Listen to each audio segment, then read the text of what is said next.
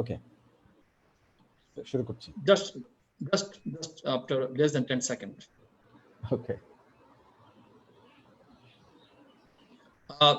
ইয়াসরিফ, আপনি বলবেন যে আপনার ঠিক মতো গেল কিনা।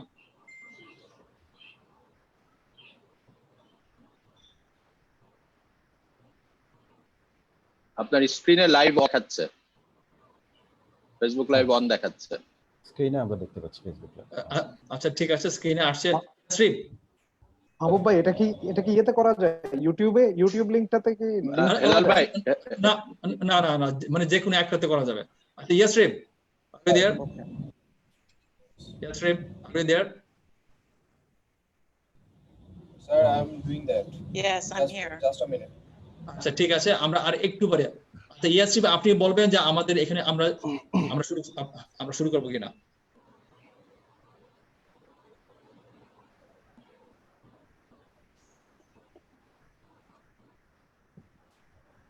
Yeah, you can start now. ওকে, বলুন, শুরু করেন। ওকে,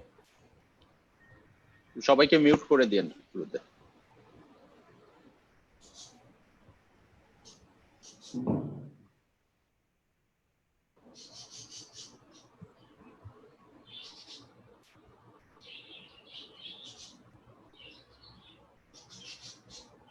Distinguished ladies and gentlemen, good morning. I'm Dr. Bulbul Siddiqui, serving as an associate professor at the Department of Political Science and Sociology and a member of Center for Peace Studies at Northsouth University. I'll be the moderator for this session today. We're extremely pleased to have you all with us today in this virtual conference. The Rohingya crisis is a complex phenomenon with a historical perspective, and the influx in 2017 turned the crisis into a difficult one, not only for the Rohingya population, but also put enormous challenge for Bangladesh. In addition to these, the recent pandemic of COVID-19 put the lives of million Rohingya in a huge health risk. Under such situation, this virtual conference will focus on the present situation of the Rohingya in Bangladesh and their recent status after the verdict of the International Court of Justice and the responses from Myanmar after that. Distinguished audience, we have among us today Dr. Catherine Lee, advisor of CPS, Ms. Mia Seppo, UN resident coordinator in Bangladesh, Dr. Zakia Sultana, assistant professor, Department of Political Science and Sociology, Northsouth University, Mr. Shahidul Haq, senior fellow of South Asian Institute of Policy and Governance at NSU, and the former Foreign Secretary of Bangladesh. We expect that Dr. Azim Ibrahim, Director, Center for Global Policy from Washington, D.C. will be joining soon. From the audience, we have distinguished guests, faculty members, members from renowned organizations, journalists, and our colleagues from CPS and Northsouth University. Thank you all for joining us. Distinguished audience, I would now like to kindly invite upon Dr. Catherine Lee to deliver her welcome speech. You have 5 minutes, Dr. Lee. Thank you very much, Dr. Sadiq, and welcome to all of you. Thank you so much for joining us for this event. What I'll do is to give a little context to this event by telling you about Center for Peace Studies, which formally launched on February 27th of this year. Center for Peace Studies is an interdisciplinary initiative which aims to facilitate the academic study of peace building and the promotion of a study and empirical research at North-South. CPS is a platform for academics, researchers, and practitioners of diverse backgrounds working together to create a peaceful world with a focus on sustainable and for contemporary crises. CS is located at the Asian Institute of Policy and Governance, SI, at North-South University. So it's important to recognize the Rohingya issue is actually launched in our peace studies. If we look back to July 27th and North-South University had an international conference on the Rohingya crisis in Bangladesh, challenges and sustainable, which was very well for the community. Following that, we had a roundtable event based on the were created and the that were distributed on December 25th, 2019 at the Daily Star.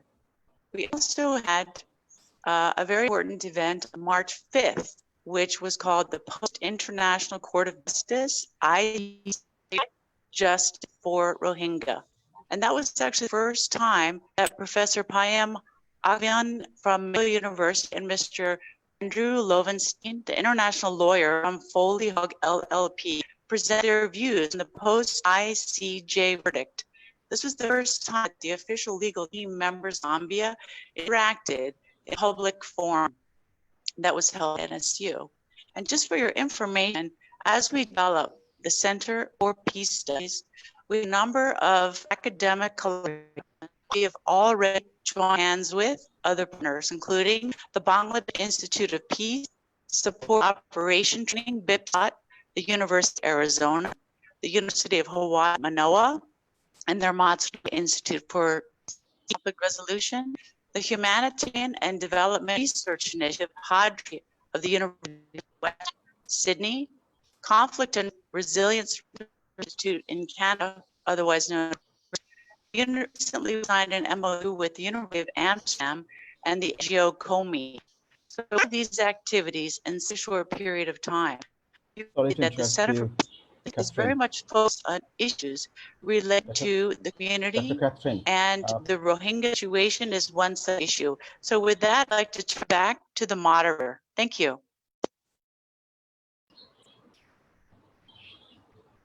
thank you, Catherine, for your speech.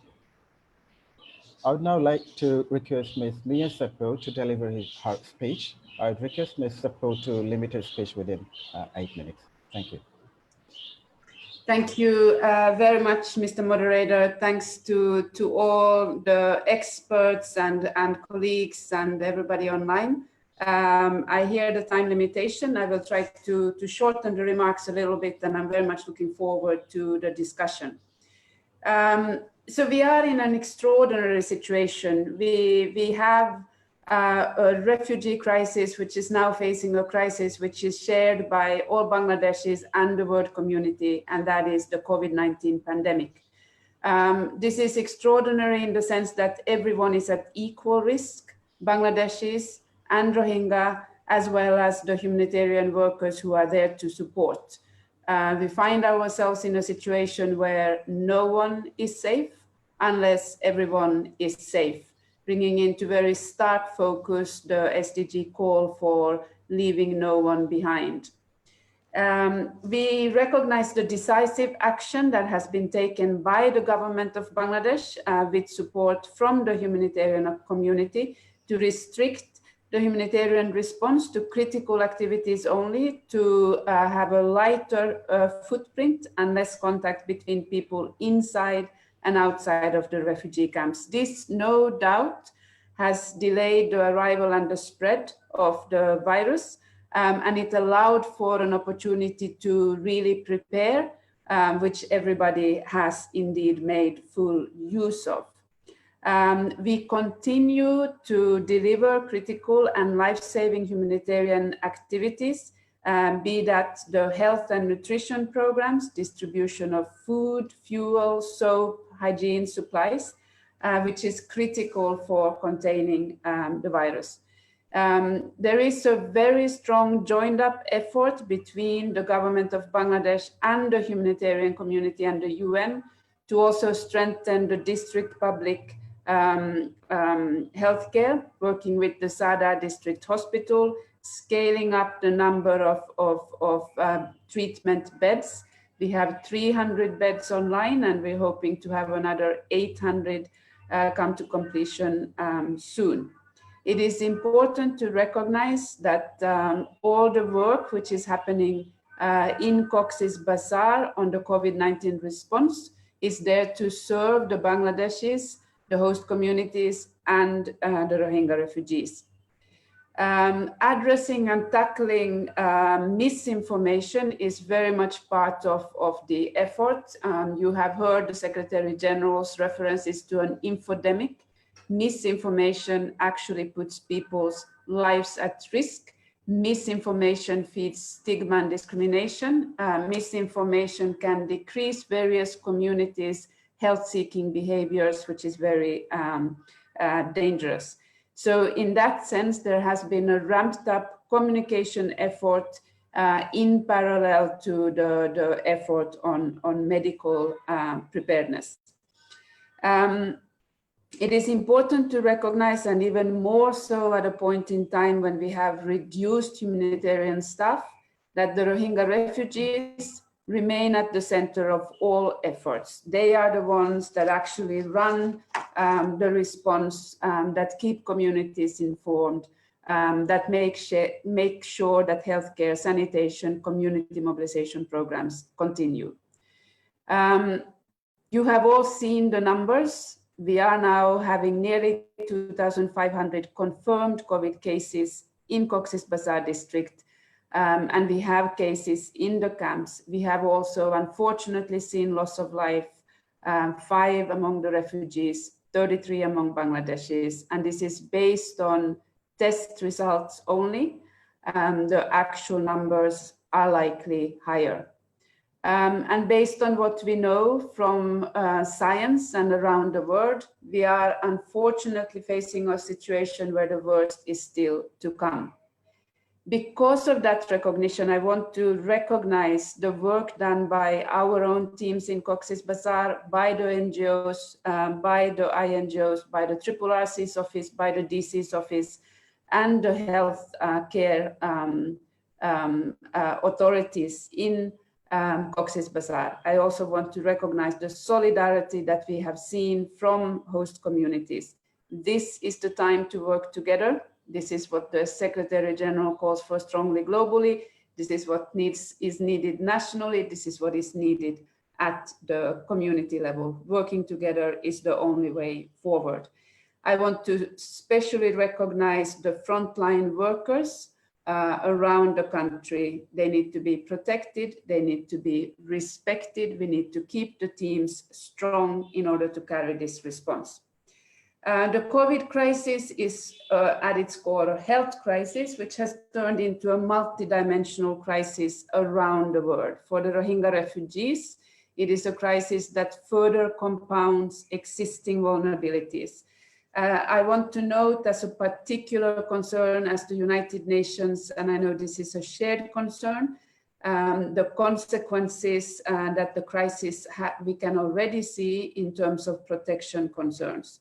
People are more idle, there is even less productive ways of engaging, and this has led to what we already see as increased reports of sexual and gender-based violence, primarily against women and girls, gang violence, various reports from the ground that show a worrying trend, and we are working together with the government in Cox's Bazar as well as at the central level to tackle these concerns. In the context of these concerns, in the context of misinformation actually putting lives at risk, the full access to internet for the Rohingya is obviously key part of the solution. What is important to keep in mind, even in a pandemic situation, is no one should be a refugee forever.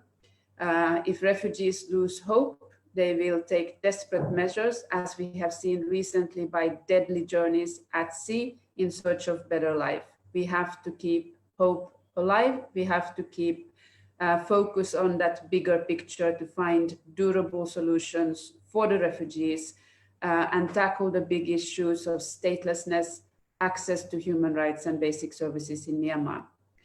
I want to note that the COVID-19 pandemic has stopped many things, but it hasn't stopped wars. And the Secretary General's call for an immediate global ceasefire in all corners of in all corners of the world, including in Myanmar's Rakhine State, has not been adhered to. We see an increasing scope and tempo of the fighting. We see a very heavy toll on the civilian population. We see growing numbers of internal displacement. the UN continues to amplify the SG's call for ceasefire, especially in Rakhine and Chin state. And there was a call by the UN system in Myanmar yesterday. A statement was made to amplify this message by the Secretary General. The UN on the ground in Myanmar obviously continues its work, has made concrete proposals to the government of Myanmar to try to move things forward, calling for an intensified contact between the Myanmar authorities and the refugees communities, calling for links to the small development projects that are happening and that the UN is running, and calling for making progress in the very root causes and concerns for the refugees. The High Commissioner for Refugees recently briefed the Security Council on these measures. We have to, however, recognize that as of yet, even with some opportunities for the ICRC and the UN, we don't see anything resembling a qualitative shift emerging.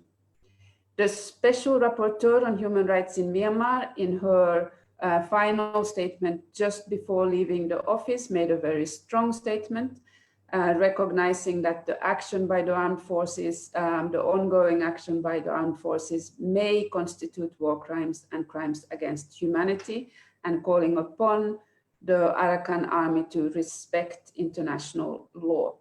She also made a range of recommendations in terms of root causes. I think it's important to recognize that accountability is a core part of the UN's mandate.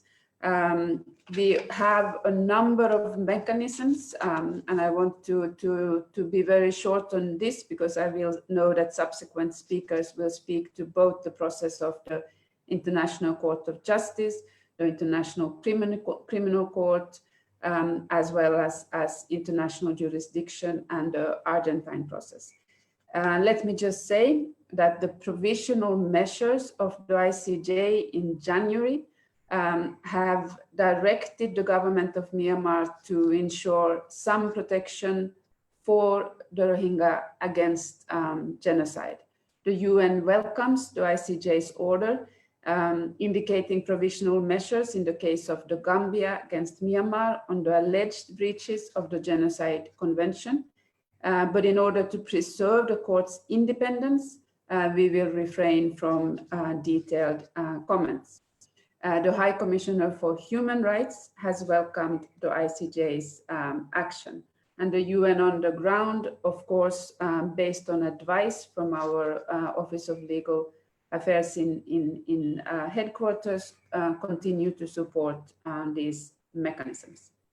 However, operationally on the ground, as noted before, the conflict seems to not have stopped, but rather intensified.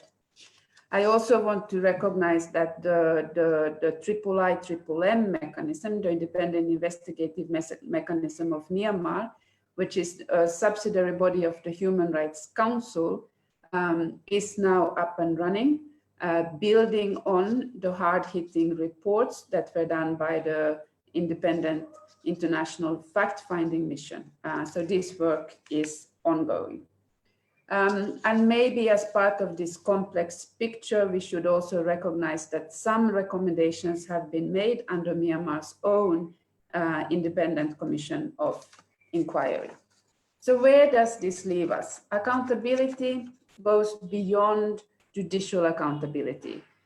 Without political space for engagement, we will not go very far. And if that political space for engagement doesn't exist, we need to think of ways of creating it. This includes support from member states, pressure to galvanize decision makers into action.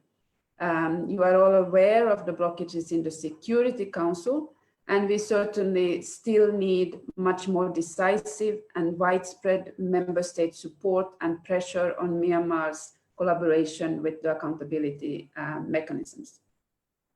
We are also need more support from member states to curtail and mitigate further risks of what the armed conflict might lead to in terms of movement of people. And I want to refer back to the Secretary General's advocacy points on people on the move, both in terms of the rights of refugees, the rights of migrants, where Bangladesh has always been a very active player, and the fact that even in a pandemic situation, people will be on the move. Also in terms of member state action, just to recall that the independent fact-finding mission identified a list of businesses with close connections to the armed forces in Myanmar and encouraged member states to make sure that they do not inadvertently contribute to armed conflict. This also links to the UN's call for action on business and human rights. Let me close by saying it is a long road ahead, both in terms of accountability on finding political solutions. And we very much want to continue the close collaboration that we have with the government of Bangladesh, the humanitarian community, and all involved to make sure that while Bangladesh continues to host the Rohingya refugees on humanitarian grounds, as the Honorable Prime Minister has said, we do so in a manner that ensures continued peace and social cohesion in Cox's Bazar district. Ultimately, the Rohingya refugees want to return when the situation so allows. And our collective power needs to be used to make sure that we pave that way. We cannot give up on solutions. We haven't given up on solutions in the past. The United Nations and Bangladesh have been working together since the Liberation War. On the Rohingya crisis in Bangladesh, we have been working together all the way back since 1971, and of course with increased intensity after the large influx in August 2017. We need to find a solution, and we need to finally put an end on the cycle of displacement and human rights violations once and for all, and in a sustainable manner. Thank you all for listening.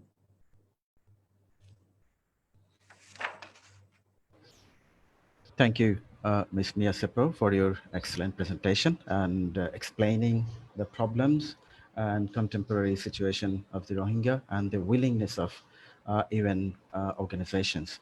Before I move on to the next presentation,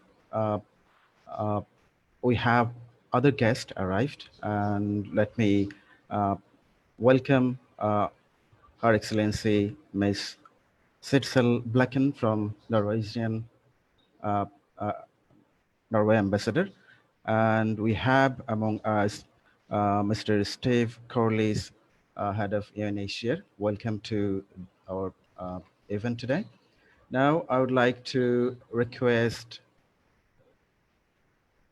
Dr. Ishrat Zakia Sultana to present her paper on Rohingya vulnerability, risk, and uncertainty. Dr. Ishrat.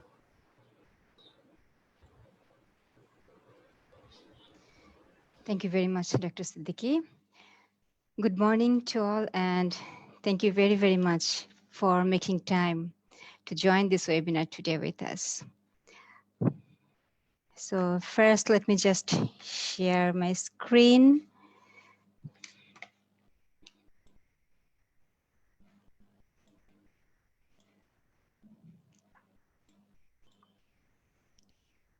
I think you can see it. Can anyone please confirm? Yes, we can see it. Okay, good. Thank you. Okay.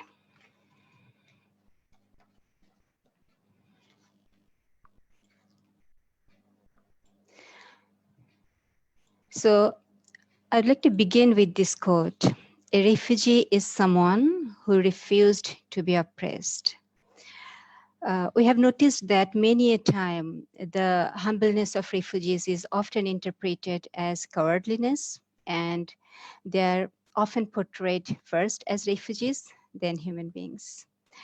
And that's why with this code, I'd like to add that refugees become refugees because they have no alternatives. And states, international agencies, people who are concerned with refugees, we all need to understand this. With this note, I'd like to welcome you all to my presentation. So the objectives of my talk today is quite simple. I'm going to share the present situation of Rohingya community, and I want you to rethink. I want all of you to rethink, including myself, of our own responsibility. So I'll be focusing on the situation of Rohingya community, and to do that, I'll be sharing the views, feelings, and opinions and experiences of Rohingya living in Malaysia, Thailand, and Bangladesh as part of my research conducted in June 2020. And the key areas of my presentation is on safety and security and access to health services. The responses I have heard from Malaysia and Thailand are mixed, while the Rohingya people living in Bangladesh clearly indicate inadequate services for them. So, a little bit of sociological perspectives.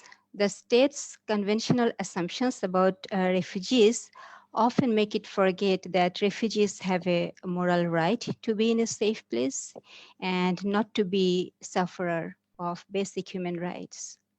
The patterns of suffering, vulnerabilities, challenges, and uncertainties for each refugee population throughout the world is different.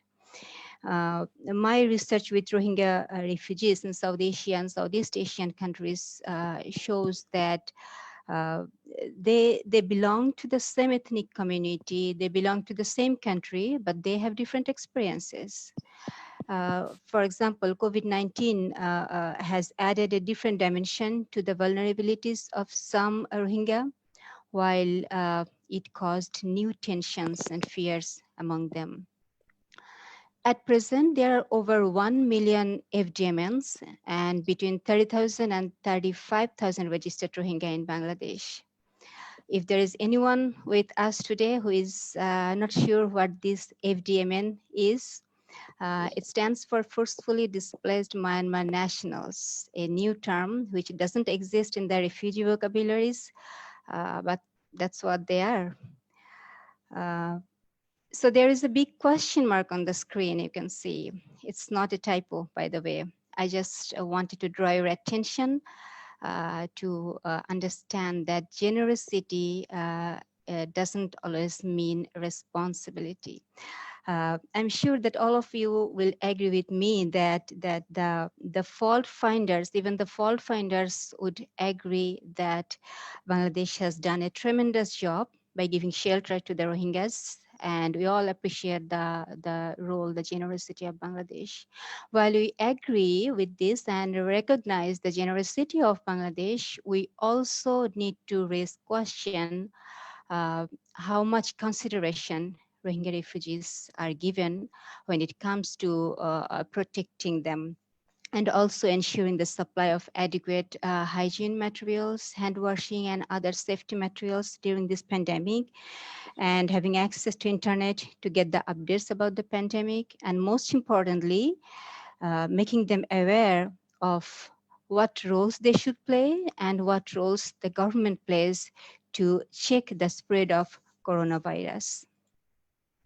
Now, the first component of safety and security is fire guards, which many of us even don't know. A series of recent fire guards in the Rohingya camp gives birth to questions regarding the safety and protection of these people. From January 2018 to May 2020, the safety is reported that there are 6 fire guards in the camps and in the nearby markets, where there are small shops on which many of the Rohingya rely to make a living. And the most recent one, which took place just in the last month during the Ramadan and in the pandemic, which damaged over 600 shanties. Luckily, no one died, but there were some injuries. And it actually badly affected those who used to rely on those shops for making a living. It was found that gas cylinder was the cause of these accidents, and that's why the questions emerge over a span of 2 years' time. What cautionary steps have been taken to prevent further fire guards? And what support has been provided to those who were badly affected and lost their sources of income? And why there was no adequate immediate support for the victims whose living places were turned into ashes and they spent their days and nights under the open sky until they found another living place within the camp by themselves. The second component, livelihood, which we don't feel much comfort to talk about, but it's known to all that a good number of Rohingya are part of informal labor sector in Cox's Bazar, particularly in construction work, poultry farms, fishing, transport sector, grocery stores, etc. at Ukia and Teknaf Upazila. Now, COVID-19 has shut down almost all work-related activities. And Rohingya people face job cuts in Malaysia. So I had a conversation with a Malaysian Rohingya, with a Rohingya living in Malaysia, in Kuantan in Pahang state. And he expressed how he is living now there amid this COVID situation. And I'd like to read this. We are in a bad situation now. Many of our jobs have been terminated after coronavirus began. There are other communities from Myanmar who have been living here at Pahang for quite a long time. They were never oppressed by Myanmar police, but they came here, obtained card from UNHCR, and have been living here happily. They often do bad things for which we are accused of. My refugee card has been expired in this month, but I can't renew it because UNHCR has been closed for over 2 months. Also, I'm worried about my family at Kutupalong camp. I was born in Bangladesh and my family lives there. I heard some terrible news about the camp situation after coronavirus spread there. I heard that affected families are removed from the camp, but nobody knows where they're being taken. The second component, kidnapping and terrorism, it's actually a pre-COVID phenomenon which have been increasing since 2017. And 32 Rohingya were killed between January and May 2019 due to internal conflicts and fights with local law enforcement agencies. And kidnapping has been increasing in the camp. Interestingly, the kidnappers and the kidnapped both belong to the same community, the Rohingya community. The kidnappers demand a large amount of ransom. If the community fails to make the payment, they face a severe consequence by receiving dead bodies of the abducted family member. Now, the question comes, what's the role of the camp management in this regard? Whether the CIC knows about it. The answer, according to the Rohingya people, is yes. The CIC, the camp management, is informed about this, but they have nothing to do about this. I didn't have a chance to examine this situation. Maybe my future research will look into this.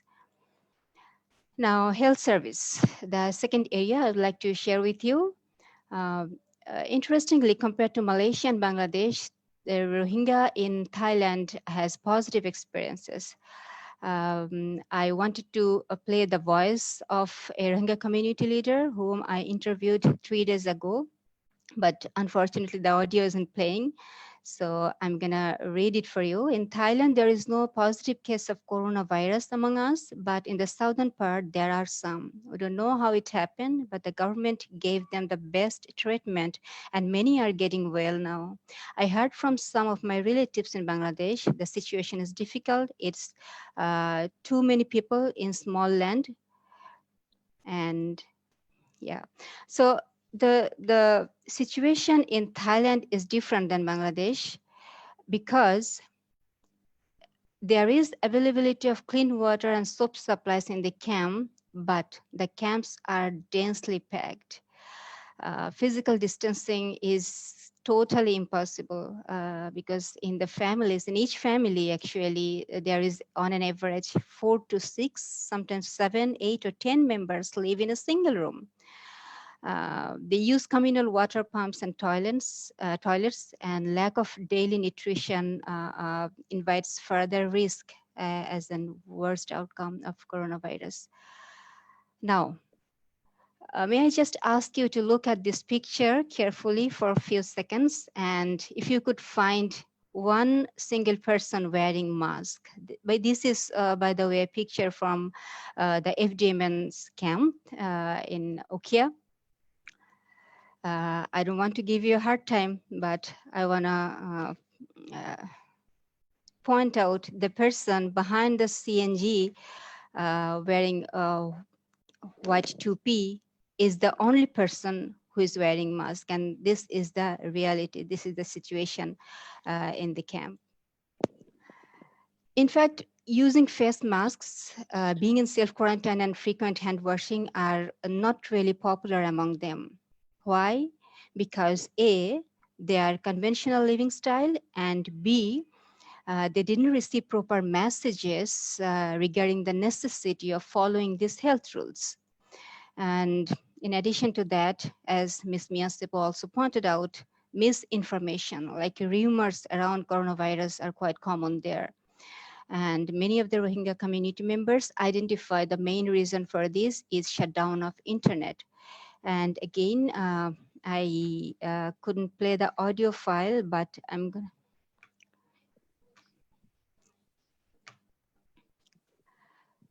So this is what I heard from one of the Rohingya female member from their community, and she emphasized on how they're suffering for the absence of internet, people receiving either exaggerated messages or wrong information, and they don't really care about physical distancing, etc.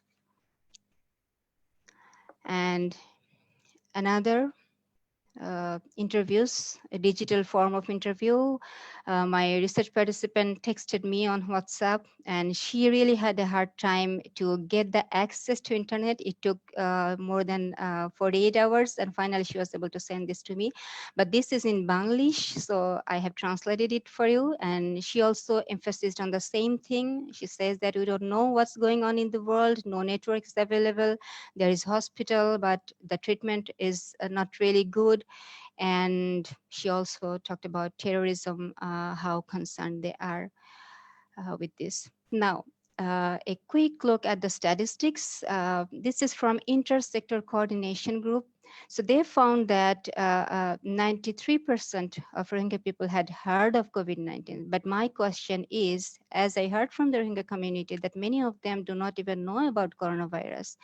So that means hearing something and receiving the message is totally different. How much work we have done to make sure that they have received the message. The research also shows that 64% children were scared of being infected. 49% children are distressed about. Sorry to interrupt you, Dr. Rishat. You have 3 minutes left. Thank you. Yes, I'm speeding up. And 40% children are scared of dying or losing a family member to COVID-19. And another data, I'm not going to enter into it. Ms. Miyasepo nicely shared some latest data with us. But the last thing is 1,100 beds are expected to be made available in the isolation centers by July 2020. Again, the question comes in, how much sufficient they are. A quick picture, the completion of the IOM isolation centers, and a quick look at the UNHCR set isolation center. And this is another excerpt from the interview. One of the Rohingya community member suggested to have improved treatment, keeping the affected ones separate, making people aware of this, and to have adequate facilities at the hospitals. Before I end, just a few words. Whether we agree or disagree, the repatriation is still a far-fetched dream. I'm not going to say anything about the ICJ's verdict or the Myanmar's response, because we have a great presenter with us today who is going to talk about this in a moment. But a few words before I end. When it comes to provide necessary support to the Rohingya community, many argue that it's not the priority of the government because they have to be repatriated. But after this ICJ verdict and Myanmar standing report, how much changes have been visible and how much we can expect? If we are not comfortable in living with uncertainty, how can we let a group of vulnerable people to live with uncertainty with so much limited facilities? To end, until the repatriation comes true, I would say that instead of keeping fingers crossed, we just need to take humanitarian and pragmatic efforts to make sure that they survive and live a life with minimum safety and dignity, because every action counts. Thank you very much for your patience.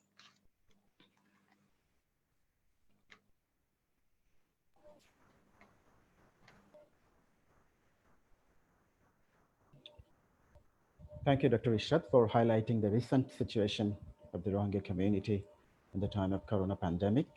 We're hopeful that despite of various difficulties, the national and international communities are responding to the call of addressing the health emergency of the Rohingya community. Now I would like to request Mr. Shahidul Haq to present his paper on update on Rohingya accountability and justice, options and actions. I'd request Mr. Haq to finish his presentation within 12 minutes. Thank you. Thank you, Dr. Siddiqui. I'll try my best. Welcome all the participants. Very good presentation by Dr. Zakia. I will focus on the Rohingya justice issue. I think it is intensely linked with the future of Rohingya community as a whole. And Dr. Zakia ended as to, we have to address their uncertainty, and that's what accountability and justice issues are. I will focus on 3 areas, and rather very quickly. There'll be some slides which I will possibly just flash it to recollect your memory and then move on. One is the why Rohingya face a situation where they have to leave their homeland, and I'll give you a quick update on that. And what is the solution? As Dr. Zakia has rightly pointed out, that there has to be certainty, they have to go back, and the rest of it. And then update you on international pathways for seeking justice, and what is the expectation of Bangladeshis, government of Bangladesh, and the Rohingyas towards the end. So let's look at quick slide. We had done some research, and we found out that the first people, I'll not call it Rohingya because they were also Buddhist, left Myanmar as back as 1942. So there were 6 Myanmar for Bangladesh, 42, 48, 49, 59, sounds not too remote, 76, 78, 91, 92. So the question is why so? But, and what is the difference this time? The difference this time is that this time they left looked like because of the victim of a genocide. So human rights violation, marginalization gradually moved into committing genocide by the Myanmar military. So that's where the reason is. And strangely enough, even before they got their independence, Myanmar in 1948, there has been a kind of an expulsion of even the Buddhist, and that's how the Rakhine community in Bangladesh evolved. Buddhist Rakhine community, they all came from Myanmar. So there has been a systematic violation of human rights and kind of a hate speech in different forms. So, and every time they left, they lost their rights and citizenship. So that's where the problem is. Now, what is the question then that comes in, that why these Rohingyas are leaving the country? It's because of Myanmar's failure as a state to ensure rights and to make the perpetrators accountable for their actions. And the whole thing was in the literature, and now some of the earlier literatures are coming around. In 2015, in fact, there is a interesting Yale University legal analysis of the situation, where Professor Sen and others participated in the conference, and now they have a publication where they first time says that it looks that we see elements of genocide occurring in Rakhine State. So 2015. So that's where it got recognized, but I'm sure it has been happening since then. Now, what is the solution that we often talk about? So, you know, in plain simple term, I'm not a legal expert. Create conducive environment for them to live in their own homeland. That's what is. Now, what that means? It means 4 things: human rights, holding perpetrators to accountable, address root causes, Mia Seppo has rightly pointed out, and ensure safety and security and livelihood. This is not too much asking for a modern state. We live in a very modern era, and modern states are supposed to be more human and responsible than those who were in the 14th and 15th century. And then, but where these issues need to be resolved? It's in Myanmar, and that's why our Prime Minister has made it very clear that it's a political crisis, and the root is in Myanmar, and the question and the answer has to be sought in Myanmar. There are people who think that the solution could be somewhere else. Certainly, Bangladesh is not in line with that particular idea. Now, what are the available accountability platforms? There are 4. Some are legal, some are semi-legal. You know, International Court of Justice, International Criminal Court, and then Mia Seppo has already mentioned about Independent Commission and the responsibility to protect, which is relatively a new mechanism, an instrument, a platform, which is highlighting some of the atrocities that are committing globally. And I think they have been regularly reporting on the Myanmar situation also. Now, I'll not go into detail of this. I'll go very quickly.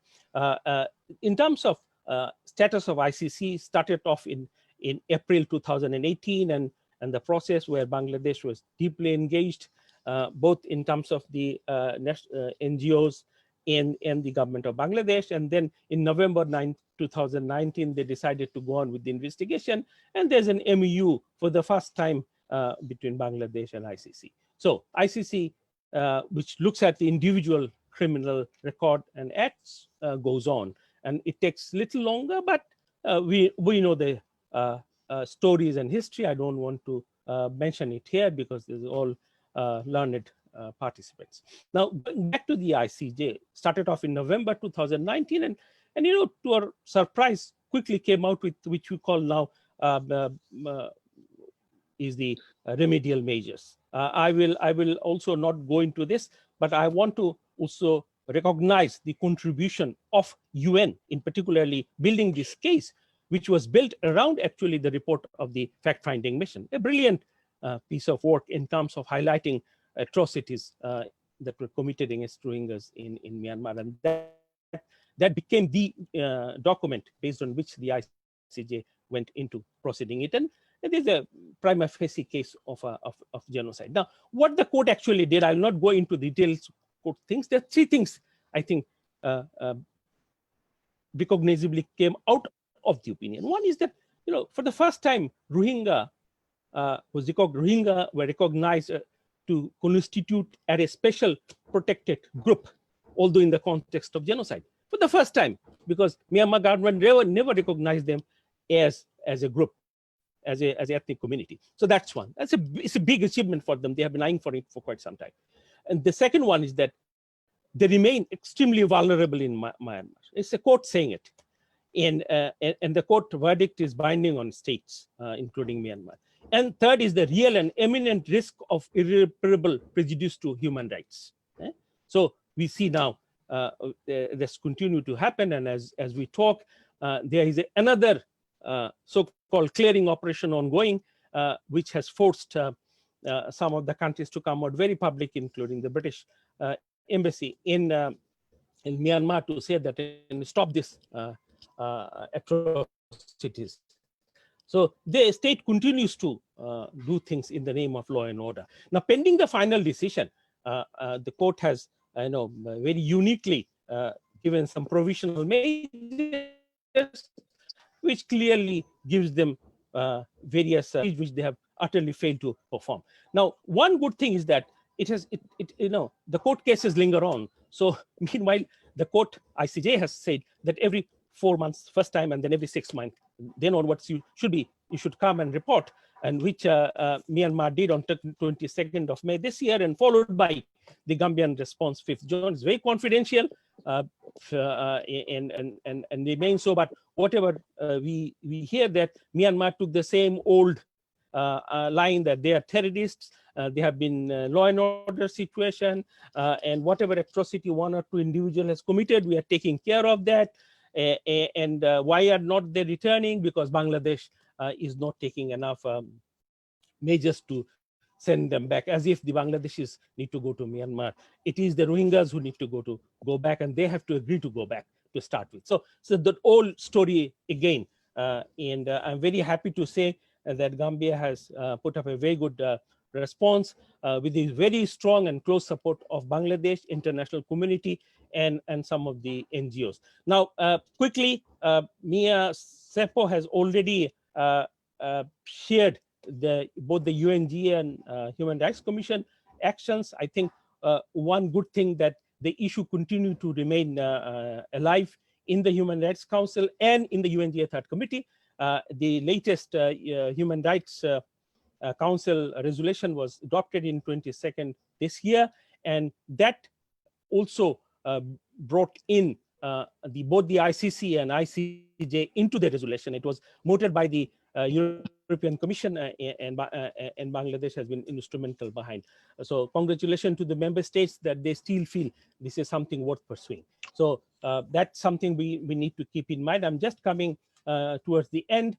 There are some country-specific sanctions I want to recognize, because I think they have to be with the credit, including United States, US Senate, EU, Canada, and Maldives and Argentina. And as I was mentioned in June this year, British Embassy has to come out again in public, along with Australia, Canada, UK, and USA, saying that stop atrocities, because in the name of clearing operations. Now, what is the Myanmar? What we are saying, but what they think? What is their approach? Blame Bangladesh for everything that is happening now, either Bangladesh and the Rohingyas, because they're terrorists, they're Muslim. So that is one. And if you look at the history of Myanmar, as I said, 1942 onwards, they have never been in peace with their minority communities. Strangely enough, it is not only Rohingyas, everyone who are not Burman have to leave, are forced to leave Myanmar.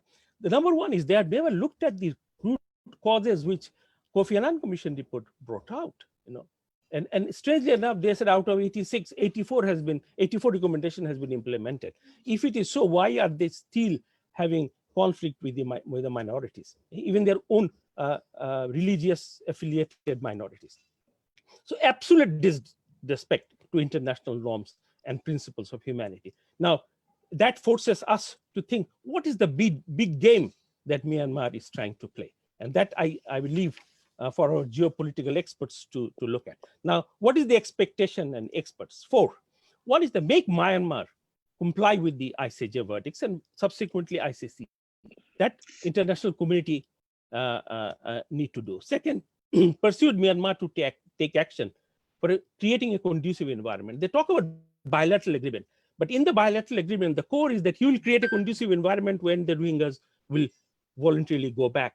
So where is that obligation that you have undertaken with Bangladesh in terms of creating conducive environment? The international community should put them onto the board. Third, I still feel that there could be a time when the international community will force through a safe zone administered by humanitarian and human rights activists, which our Prime Minister, Sheikh Hasina, has raised in the UNGA. That's still on the table, and possibly that could be one way. The other one is, which is UN Security Council. Hopefully it will get reformed soon, so that the humanitarian issues is left out of the veto process. When it will happen, I don't know. Let's hope for the best. And then the Security Council could make Myanmar accountable for the atrocities, or even take a Kosovo NATO-led operation. These are all possibilities, and we have to hang on and keep on talking about it. But the most critical and most important issue, that since the Rohingyas are in Bangladesh, the hospitality, the generosity, the humanitarian approach towards them by Bangladesh government and Bangladesh is critical. So the proactive and engaged role of Bangladesh, there is no substitute on that. So there, I think we have to be very strict. Let me conclude. I want to end with recognizing the Honorable Prime Minister Sheikh Hasina's bold and humanitarian leadership in this issue. I've seen very closely how going against the tide, she has taken decisions which has made Rohingyas little comfortable and welcomed in Bangladesh. And also then taken up the whole issue to the multilateral platform and to the accountability process. Thank you.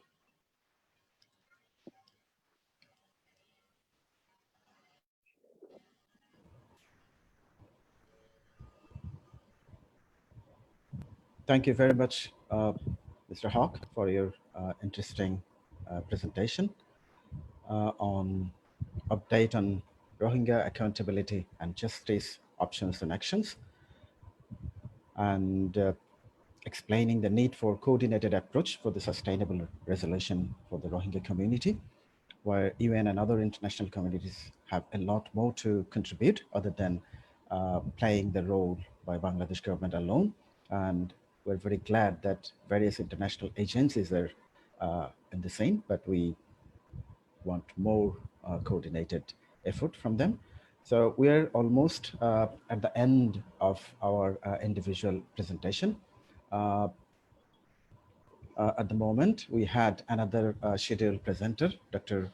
Azim Ibrahim, but unfortunately he could not join today.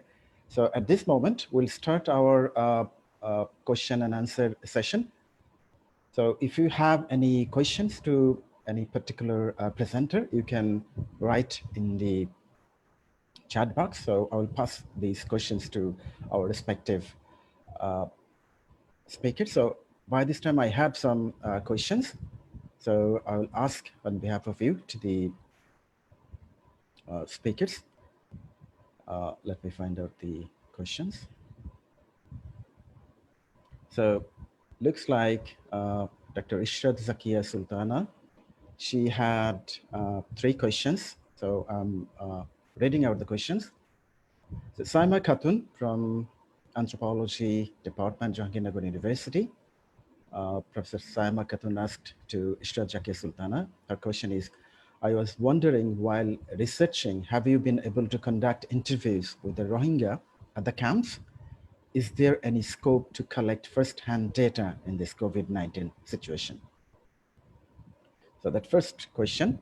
And Syed Abdul Aziz to Ishrad Zakia Sultana, another question.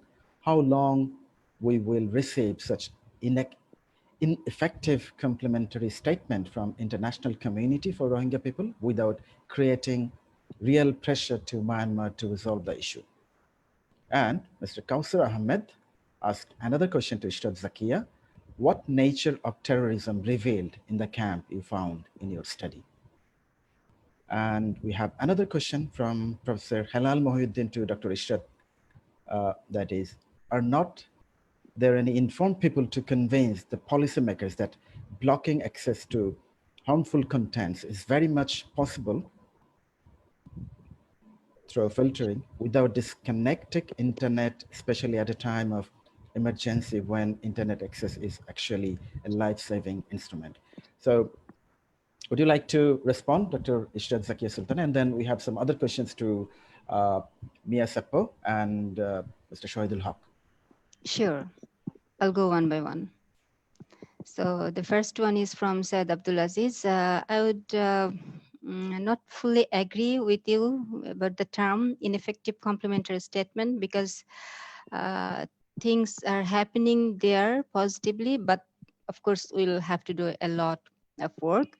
So that's why it's not fully ineffective, but there is a lot more to do. And actually, it will have to continue it until the crisis ends. And the SIPG senior fellow, Mr. Shahidul Haq, addressed this very, very nicely, how and when to end this. The second question from Saima Khatun. Yes, I was able to talk to the Rohingya people directly in both in Ukhia and Teknaf. But if you want to collect data by visiting there, like I don't know what you mean by first-hand data. If you want to conduct in-person or face-to-face interviews, that's, I guess, not a good idea for this moment. But definitely you can use your networks and connections to talk to them to address the situation. Then the third question is, I missed Kausar Bhai's question, Dr. Siddiq, I don't know where.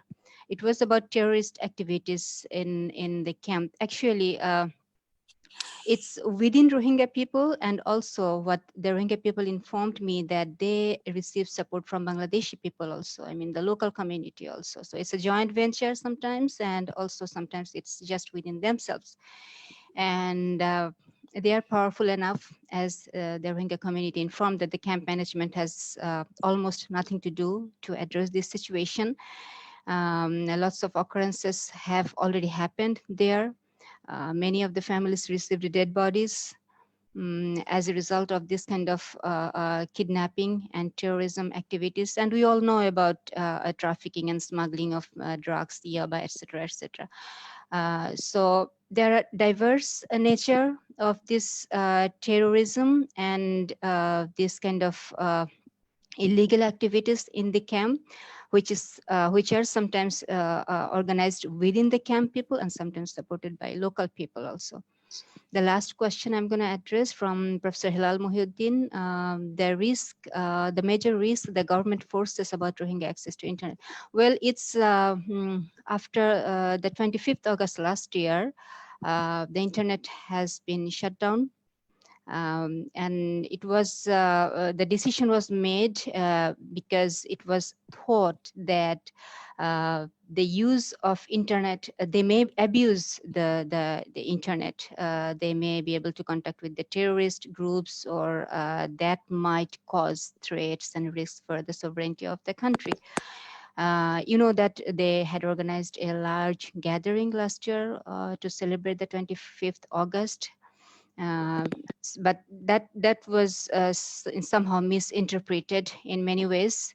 And I totally agree with you that there should have people at the policy making level who needs to understand and then make others understand that it's not really a good idea, especially when it's an emergency situation, right? When we are in a pandemic situation, when internet can save life. Thank you.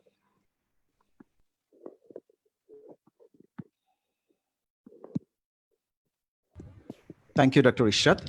Now, may I request Stephen Corliss from UNHCR to share. I've seen that he has some questions and observations, so I'd like to request him to express his views and observation here. Thank you.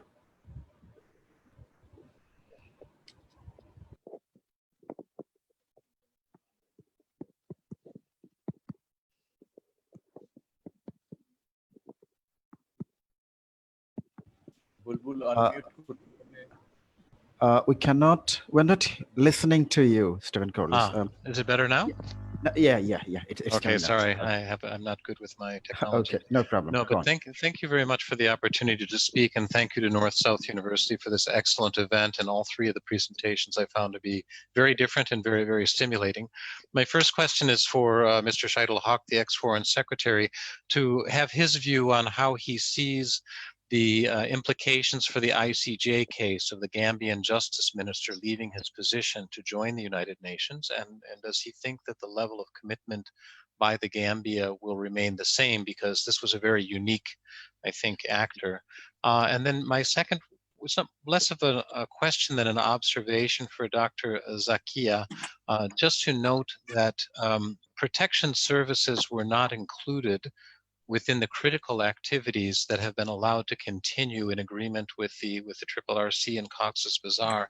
And they are quite important because protection services are somehow the glue within the community that allow things to function so that victims have recourse, they have a place to go, they can receive support and counseling, they can have their access to justice facilitated, there are alternative dispute resolution mechanisms. So although we could understand, and we have eventually accepted with the RRC, that protection services wouldn't be included among the critical activities, we do think that they make a contribution to maintaining security and stability in the camps that will allow the Rohingya refugees to shelter in place. And so we hope that we will be able to resume some of those activities in the next phase. Thank you very much. Thank you, Stephen Corliss. So, Hello. would you like to respond, Dr. Ishrat?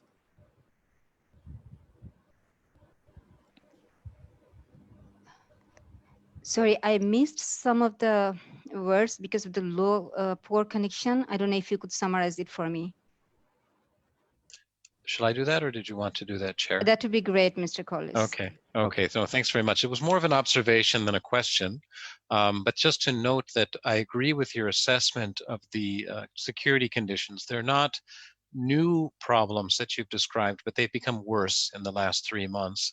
And when we agreed with the RRC in Cox's Bazar on the list of critical activities that would continue, and this was with a very good intention. It was to reduce the number of people going to the camp and slow, as Mia Seppo said, the arrival and spreading of the virus, but it has had an unintended consequence, the exclusion of protection services. And protection services, we now see the purpose of that and the importance of it. I think it's quite clear because protection services allow alternative dispute resolution, they facilitate access to justice, they give you a place where the victims can then have access to recourse.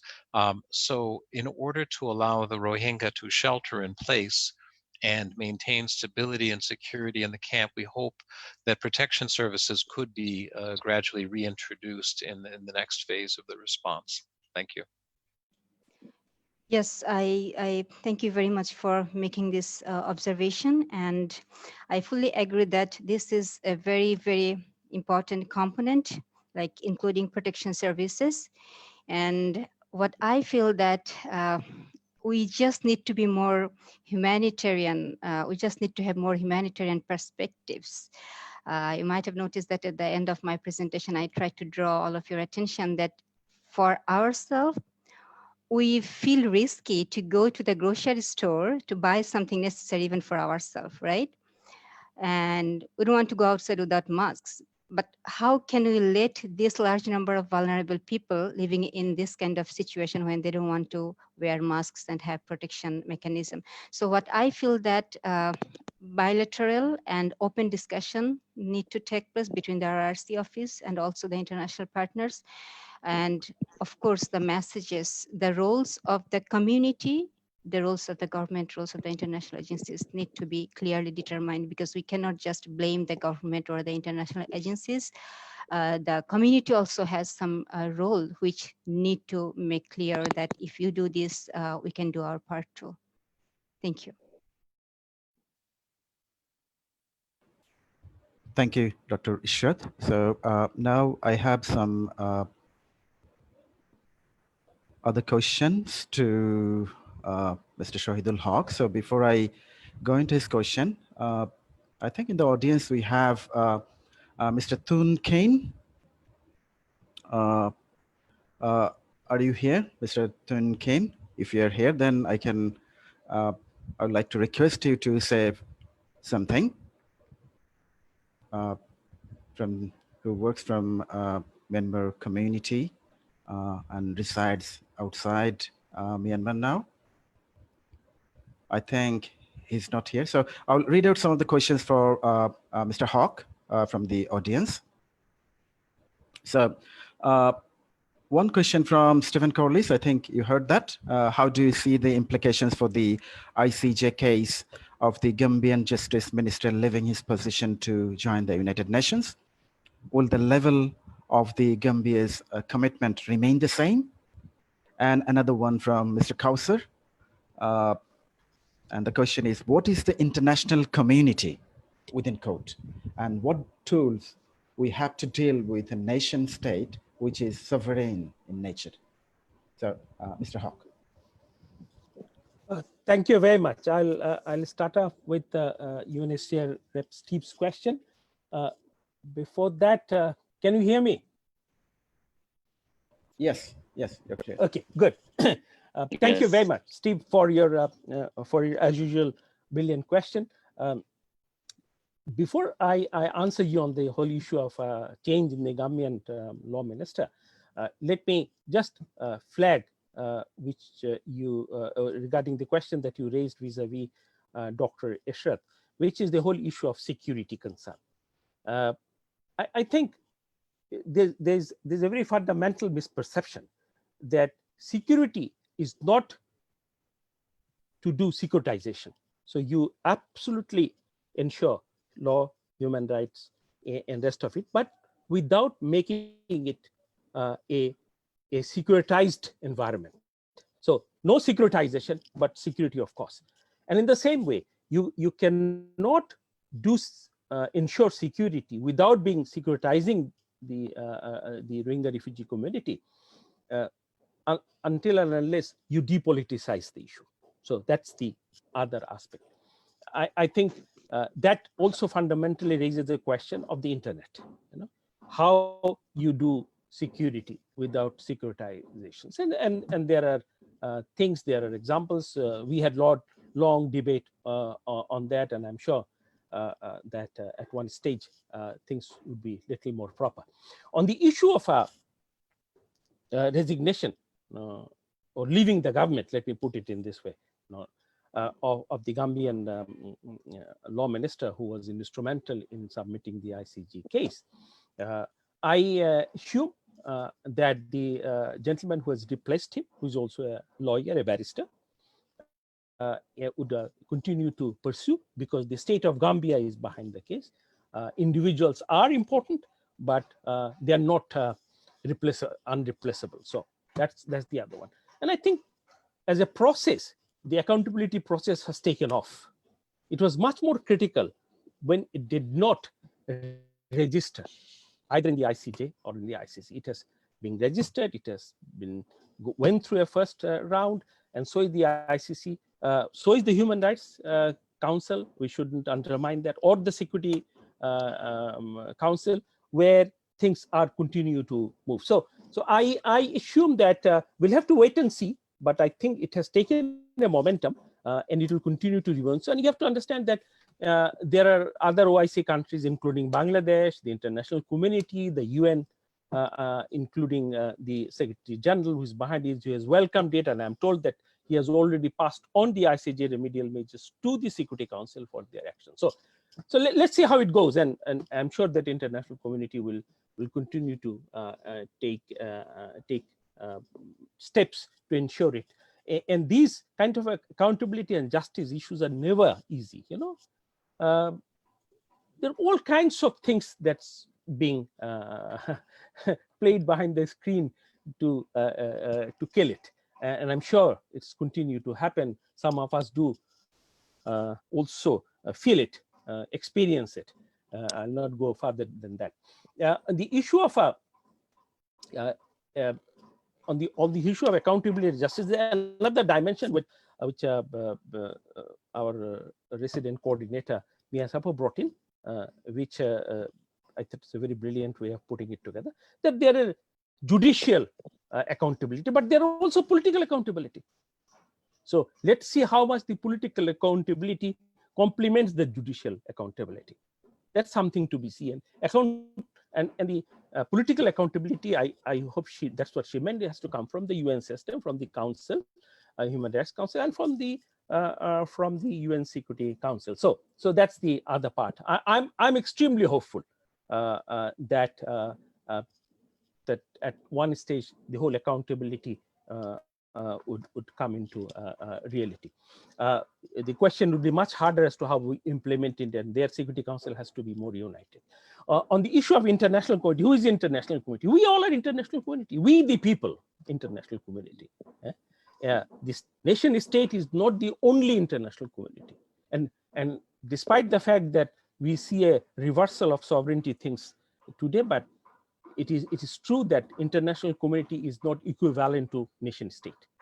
It is international community means the professors who are talking about it, the NGOs, those are talking about it, the UN system who are talking about it, you, me, and the international community.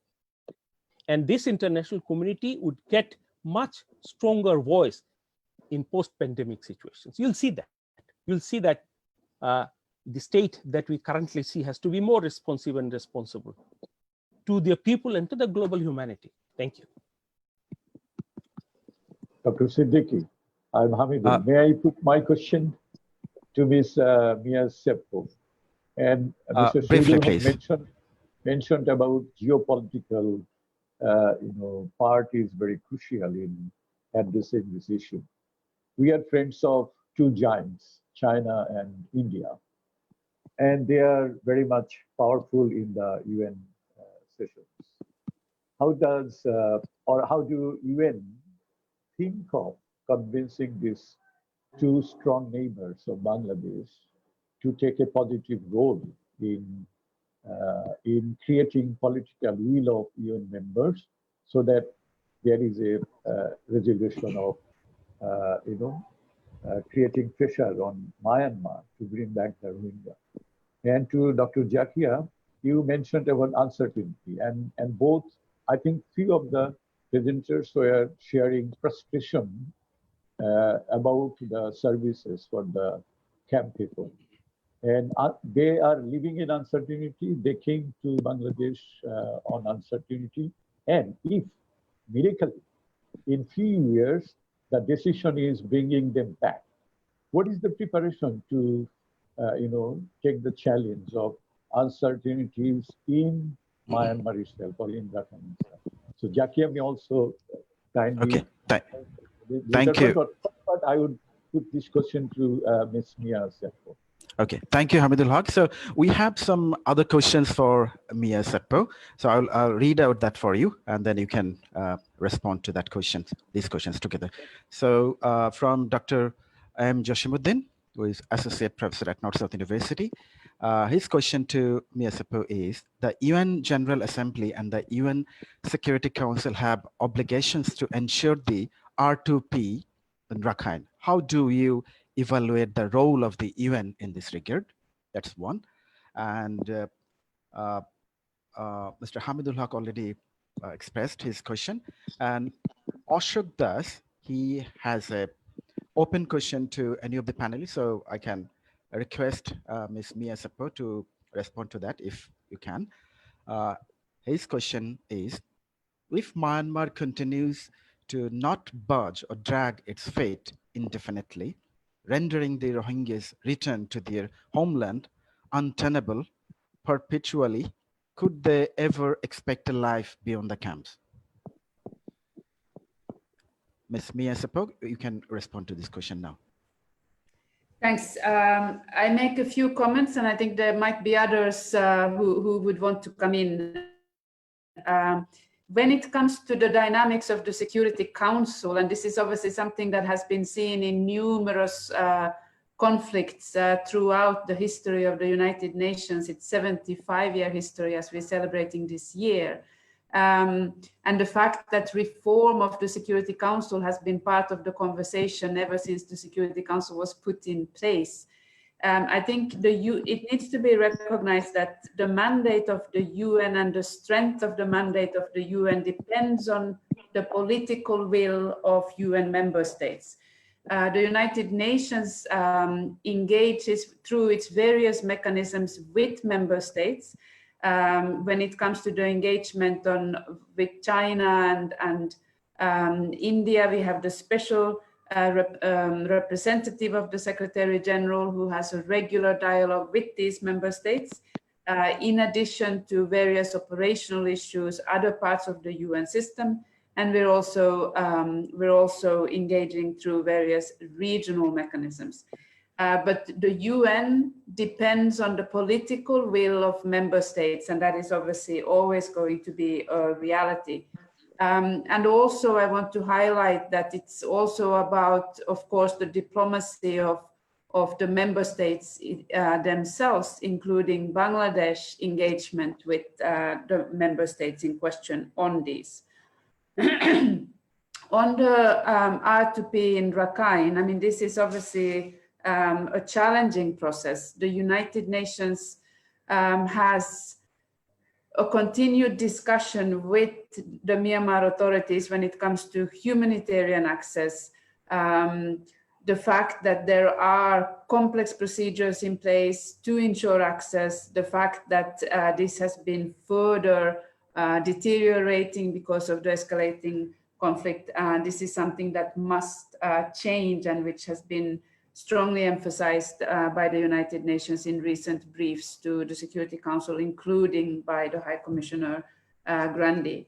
On durable solutions and what the various elements of durable solutions could be, I would actually ask my colleague Steve from UNHCR to come in.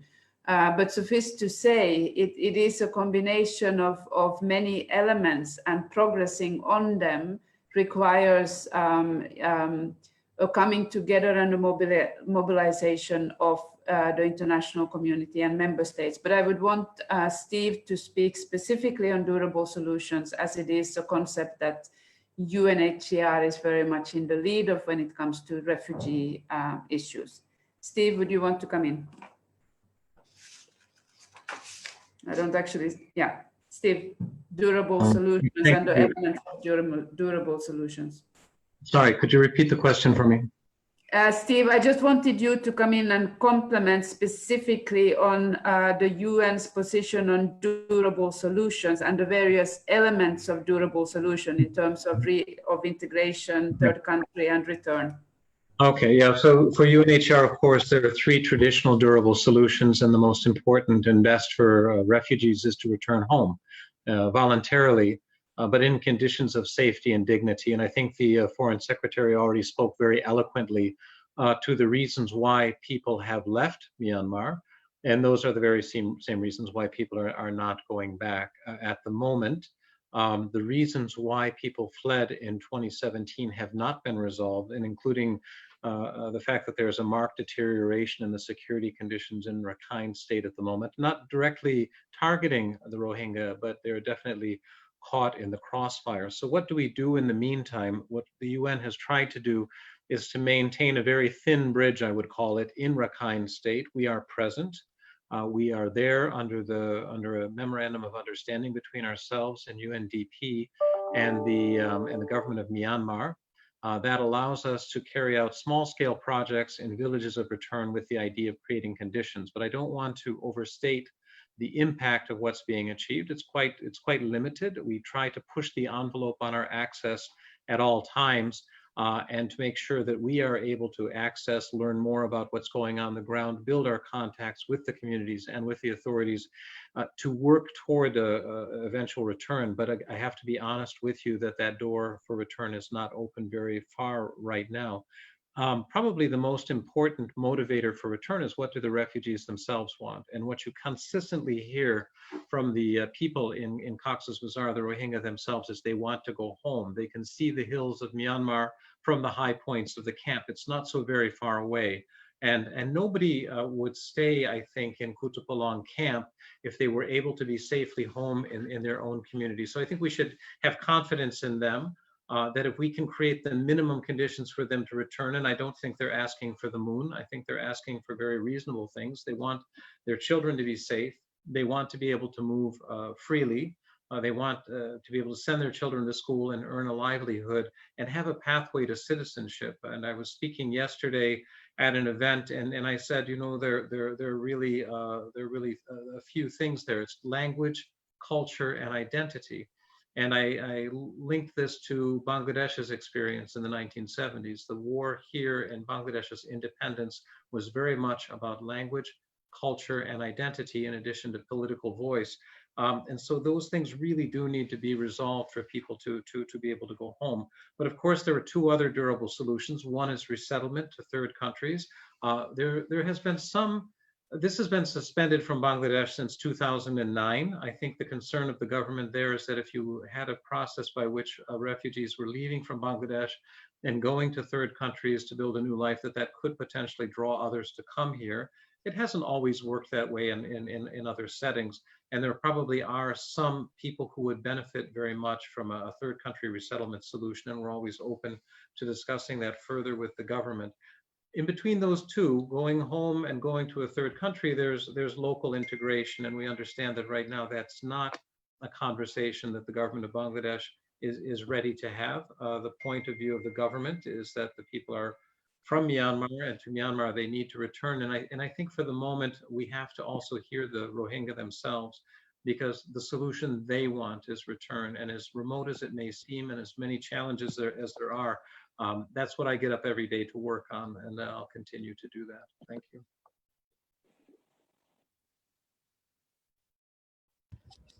Thank you, Ms. Mia Seppo and Mr. Stephen Collis for your nice input. Now I would like to invite Dr. Lay Main, who is a senior Rohingya leader based in Australia. Please come on the mic. Good evening. I think still good afternoon in Bangladesh. My name is La Mint. I'm a senior Rohingya leader. I represent Arakan Rohingya National Organization. I've traveled to Bangladesh several times, and I'm highly appreciative of this highly coordinated seminar. I greatly appreciate the kind humanitarian gesture that has been rendered to Rohingya people by the government of Bangladesh and the great leader Sheikh Hasina, the Prime Minister of Bangladesh, including my good friend Saidul Haq and all the speakers. I have observed your seminar with a very careful consideration. It's very much the point that we're looking for. The main objective of the Rohingya people is to go to their homeland in a protective way to their protected homeland. There's a slogan that we promote. However, during the course of the presentation that has been provided by my good friend Saidul Haq, it also stressed that there's not a political willingness within the Burmese government, so that our main objective should be implemented. So my question is to both the speaker, both from the UN and to my good friend Saidul Haq, the Honorable Saidul Haq, whether a humanitarian intervention is a viable option for the sustainable solution of the Rohingya people. A humanitarian intervention like that occurred in Kosovo in 1999, or humanitarian interventions that include several other countries as a last resort, because otherwise, as per my opinion, the refugees is gonna remain in Bangladesh for a very long time, which is not sustainable.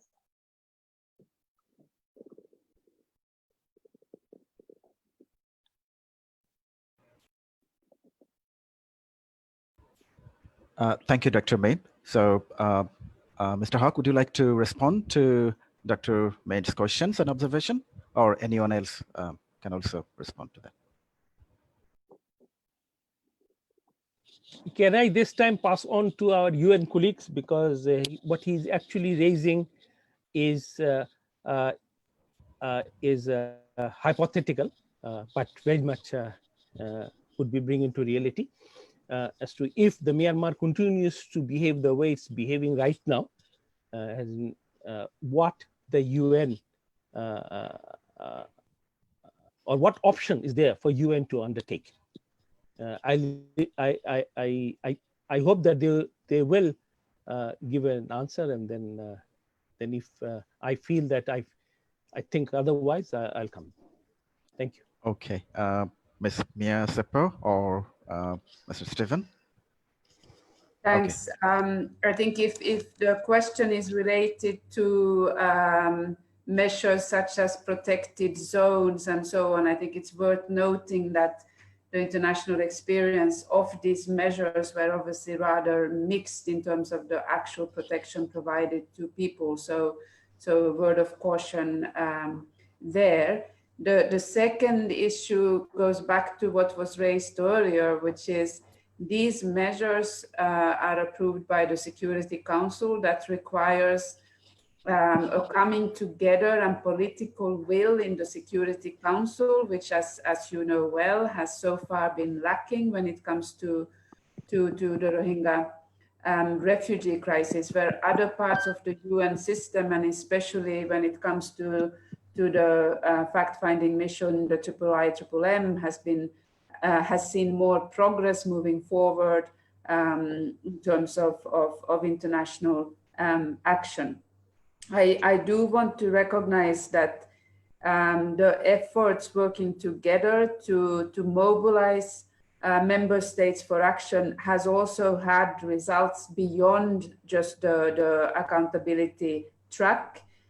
So for example, the government of Bangladesh working together with United Nations and key member states has seen progress on education in terms of the pilot on the Myanmar curricula. There's also been other areas where there has been a meeting of minds.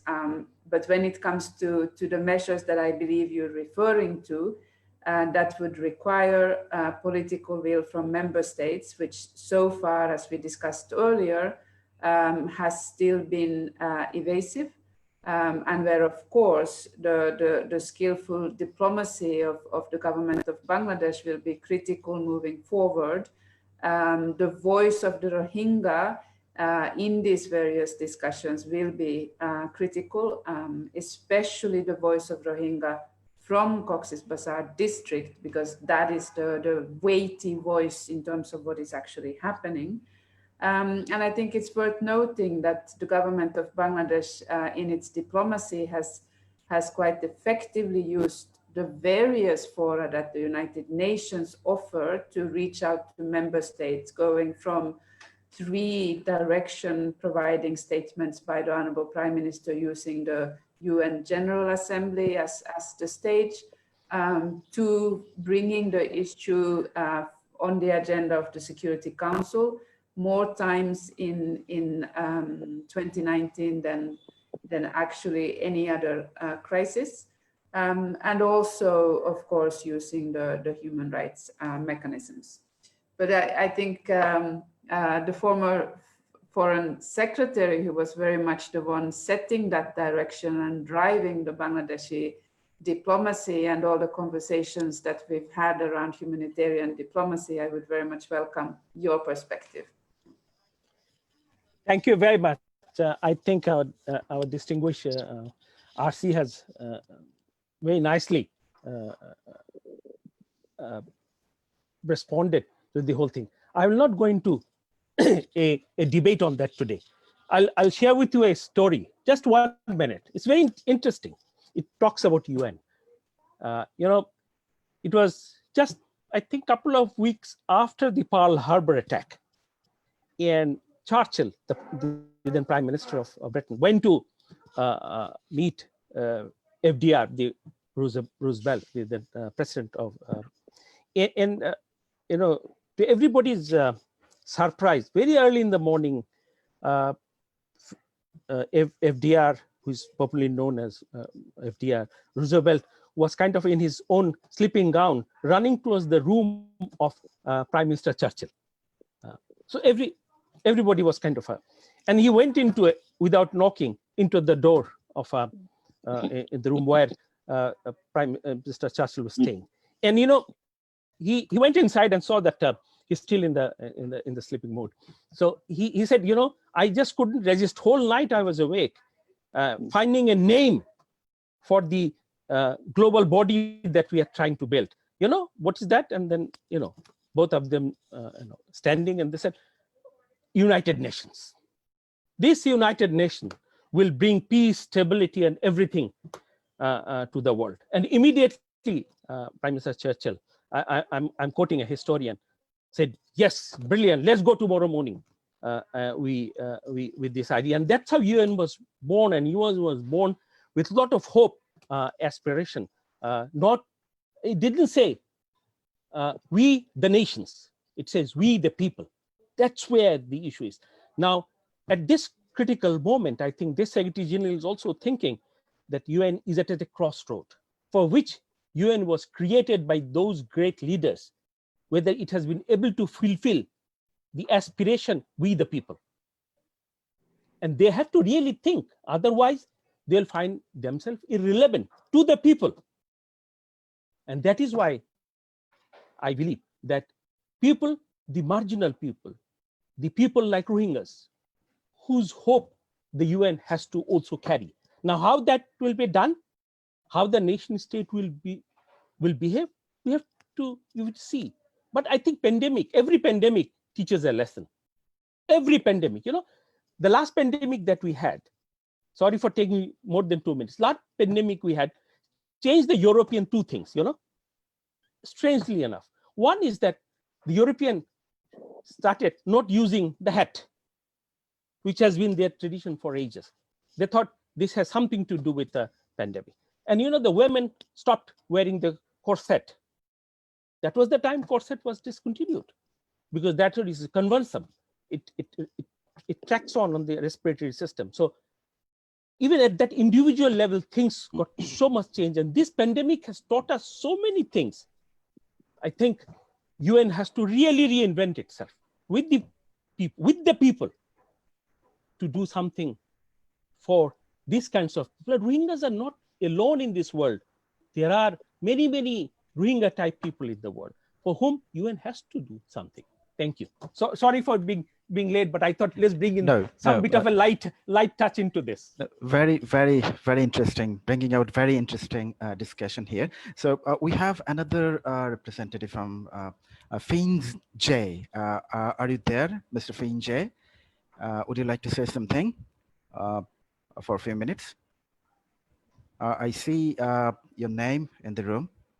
If not, we had a distinguished guest named Dr. Azim Ibrahim.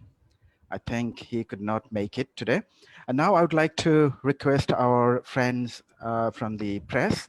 I know that Mr. Rahid Izaz from Prathamal is here and from Daily State. So if you would like to make any comment or questions to our respected guest, so you can do that.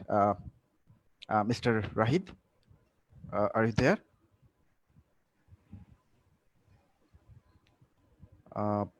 And I can also see our colleague from Daily Star. Would you like to comment anything? No, I was trying to understand from Mia Seppo and Mr. Shahid al-Haq, our former Foreign Secretary, whether now with this infighting and escalation of infighting in... excuse me, sorry to interrupt you. Would you please introduce yourself before you... oh, yes. This is Purimal Palma from the Daily Star. Okay, so whether this escalation of infighting in Rakhine in the recent months is a real threat, or whether it is pushing the repatriation into further uncertainty. And because of this COVID-19, this funding shortage looms large in the future, and whether Bangladesh should go for creating income-generating activities for the Rohingyas in or around the camps. Thank you.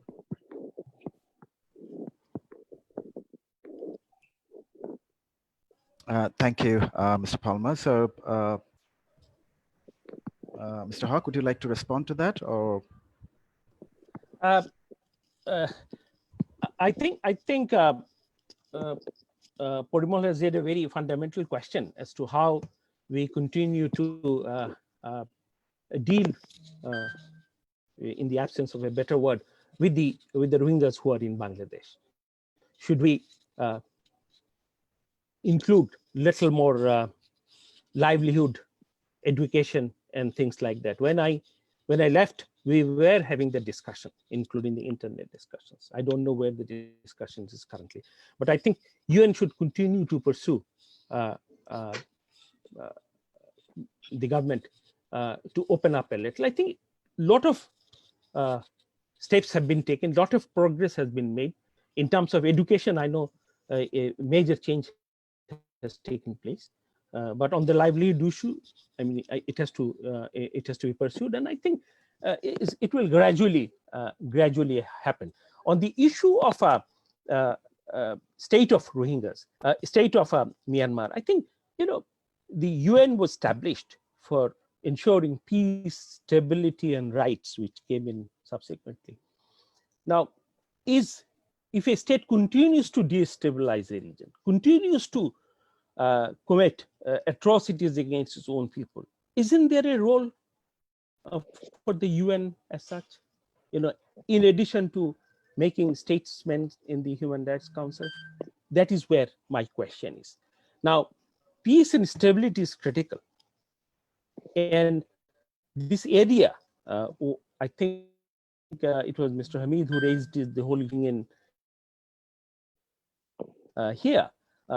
But the geopolitics is also changing. It is going through a fundamental change. And we'll have to see how these kinds of a conflict globally being dealt with.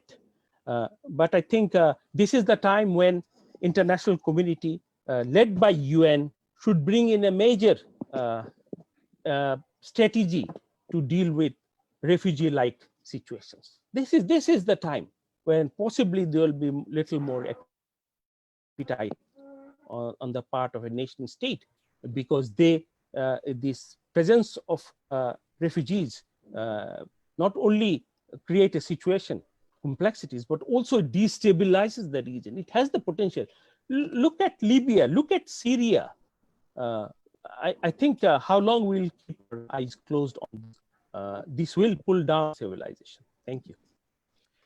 Thank you, Mr. Hawk. So we have Rahid Ejaz from Prathamala. Would you like to say something or ask a question, Rahid bhai? Sure. And then I will go back to Shahidul Islam Chaudhary from New Age. Yeah. My first question referred to Mia, and the second one directed to Mr. Shahidul Haq. In his opening statement, Mia mentioned attributing UNSG. She mentioned about the misinformation, and that is one of the key elements while tackling issues of Rohingya crisis. And also she referred to the actual number in regards to detected cases as well as the death. Can you just elaborate what actually you want to refer by this particular topic, misinformation? And my second point directed to Mr. Hawk, as I have seen that Shahid Bhai of New Age already raised the issue, the role of when we talk about the decisive action from the UN and more precisely from the UN Security Council, the role of major actors like China and Russia are still on the same as we go back to 2017. So how we can expect a greater role from the UN in regards to making a decisive action to compel Myanmar to abide on the accountability front, as well as making a political solution of the Rohingya crisis. Thank you. Thank you, Mr. Ejaz. So before we go into our speakers, I would like to take one last question from Mr. Shahidul Islam from New Age. Mr. Shahidul Islam, would you like to come on the mic, please? Yeah, it is Shahidul Islam Chaudhary from New Age. My question is for UNRC. There is a demand on the ground, especially from Bangladesh and some countries in ASEAN, to place civil observer groups in Rakhine, if not police or any other force. From ASEAN countries, as Myanmar is a member of this group. Do you think that UN can work with ASEAN for placing civil observer groups in Rakhine to facilitate formation of conducive environment for expediting deportation of Rohingya people? Thank you. Okay. Ms. Mia, you can respond to that question, and then Mr. Hawk can respond. And also Mr. Stephen after that. Thanks. Thank you for those quite far-reaching and very fundamental questions. In terms of misinformation, I think it's really important that this is an issue globally. It's an issue for Bangladesh as a country, and it is an issue for the specific context of Cox's Bazar. So around the world, what you see is a range of conspiracy theories around the COVID-19 pandemic. You see wrong information in terms of how to protect, how to treat, how to cure the whole, or the efforts on vaccine. I want to note that the government of Bangladesh has actually made a contribution to the global solidarity efforts on vaccine, and that is something that we very much welcome. And then there's a third element of the misinformation, which is blaming others, and who those others are is obviously different in different countries. But this is part of a big problem around hate speech, around stigma, and this we see in a number of countries. So that's the global context of misinformation. There is a lot of efforts from the UN side globally. There is a whole campaign called Verify, which you can all sign up to get regular updates with factual information. There is a lot of efforts to put factual information online. We have a pillar under our response with the government to the COVID crisis on risk communication and community engagement, which is really focusing on getting constant, timely, updated information in local languages targeted to specific communities, out to counter the misinformation, working not only with health authorities, but also with religious leaders, youth leaders, others to counter the misinformation. As we mentioned earlier, there's been a lot of efforts on getting the right information out on how to protect yourself, how to protect your family, health-seeking behavior down in Cox's Bazar.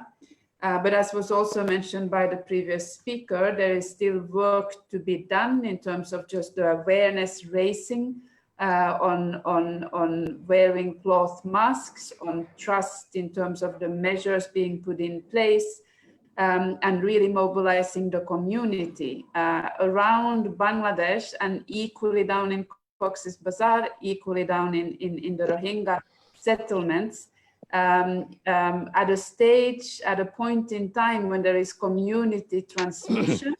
It is community mobilization, which is the muscle that needs to be mobilized to stop the spread, slow the spread, and have enough information with people to help them take care of themselves, stop the spread, and try to keep people at home because the hospitals are very overwhelmed.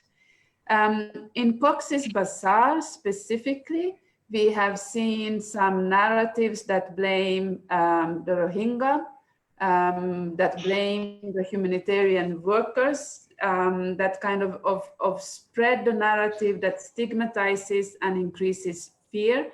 And we certainly would want to work together with everybody to counter that narrative, because it is completely unhelpful. What is needed is an effort where everybody works together to fight COVID. We're not fighting each other, we're fighting a virus. And if that is forgotten, then we lose direction.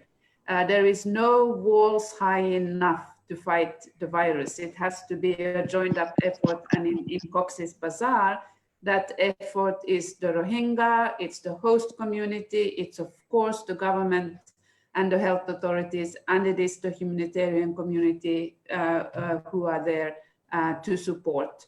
And it is, as I said in my comments, very much the frontline workers who deserve our respect and our support.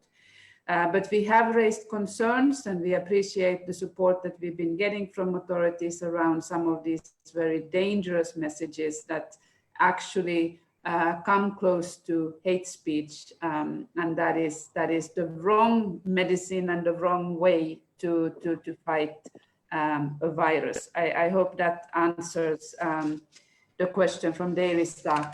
In terms of ASEAN, and I'm sure the former Foreign Secretary will come in here, the UN always emphasizes the importance of regional cooperation. This is key. The UN is prepared to strengthen its cooperation with ASEAN, building on where ASEAN has a comparative advantage, and certainly encourage ASEAN to reach out to some of the key influential member states that can help support the collective efforts to address the root causes to the Rohingya crisis in Myanmar. We have worked with ASEAN on some of the activities in northern Rakhine, and we certainly recognize the fact that ASEAN also recognize the importance of the recommendations from the Advisory Committee on Rakhine and the coordination with the UN system. They have also recognized the tripartite MOU that my colleague Steve referred to, specifically on the issue of civilian oversight, that obviously depend on what is the political will of the action that would have civilian monitoring, going back to the need to mobilize member states for the UN, ASEAN regional cooperation working together to have, you can't monitor peace if there's not political commitment to peace. And civilian monitors obviously come at the back of that political commitment to take action. Thank you. Thank you, Ms. Seppo. Can I request Mr. Stephen to briefly respond to that in 2 minutes, please? We're at the end of our program. Thank you. Sure. No, thank you very much. And I can only compliment briefly what Mia Seppo has said. First, on misinformation, I just want to emphasize what she said. There is a misperception at the level of Cox's Bazar on the role of the UN and the NGOs. The critical activities that we are all carrying out in the camp and in the host communities are essential to allow people to shelter in place. And everything that we're doing is equally available to Rohingya refugees and the local community. In fact, the Severe Acute Respiratory Infection Isolation and Treatment Center that we have constructed in Ukia has treated only Bangladeshis so far. The intensive care unit that we've helped the government construct in Sadr Hospital has been treating local people also. And then briefly on ASEAN, as Mia said, it's a matter of comparative advantages. We do work closely with ASEAN. We will support the deployment of civilian observers, only to say that it has to be a complement to the role of the United Nations, not a substitute to the role of the United Nations. And the UN has a very particular role to play in UNHCR, of course, because we work cross-border, we work with both communities. And part of that comparative advantage is the fact that Myanmar is a member of ASEAN. ASEAN enjoys the respect of Myanmar and the confidence. The Rohingya refugees, to some extent, will enjoy the respect and confidence of them. So I think we can work together, but not mutually exclusively, but rather come in a complementary way. Thank you. Thank you, Stephen. May I request Mr. Hawk to briefly comment on that, and then I'd request Dr. Ishrat to say something, and then we'll conclude the session after that. Thank you very much. I think I have spoken a lot, and I don't want to take more time.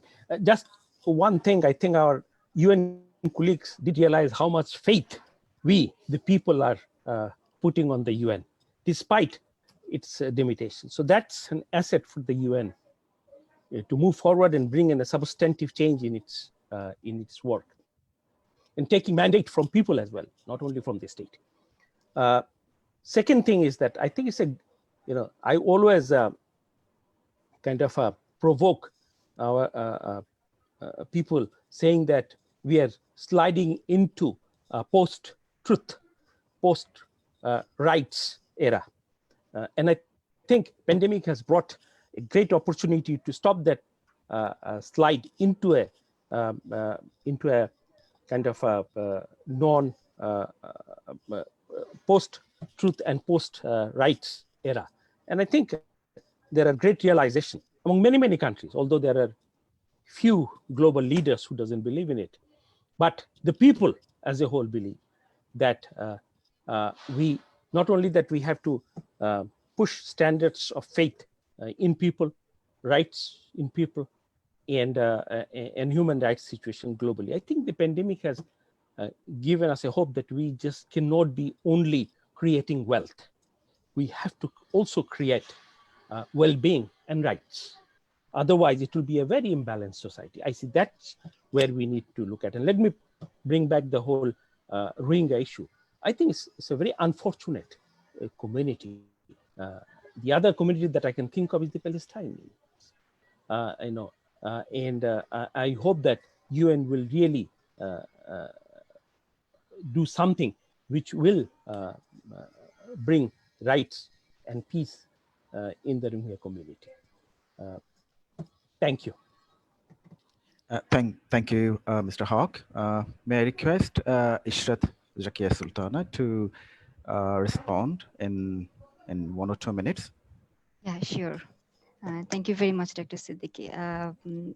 Actually, the speakers have covered and addressed all the points quite nicely, but I just want to add a few words to some of the questions that some of you asked on the chat box. Ms. Nova Ahmed, who wanted to know about the mental well-being of the Rohingya people.